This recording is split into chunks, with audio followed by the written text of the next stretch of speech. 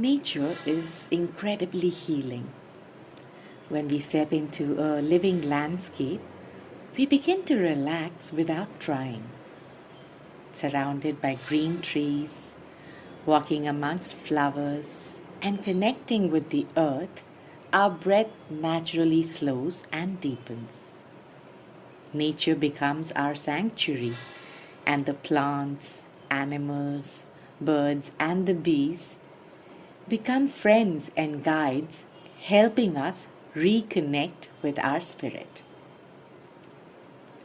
Art feeds the spirit. When art meets nature, body, mind, heart, and spirit reunite. Creating sacred art with mindfulness opens the door to introspection.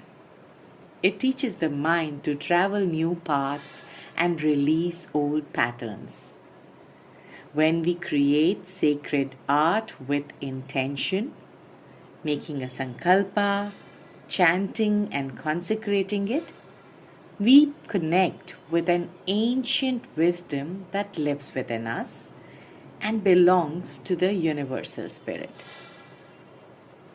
When nature, art, and sacred intention unite, they give rise to alchemical change and deep healing.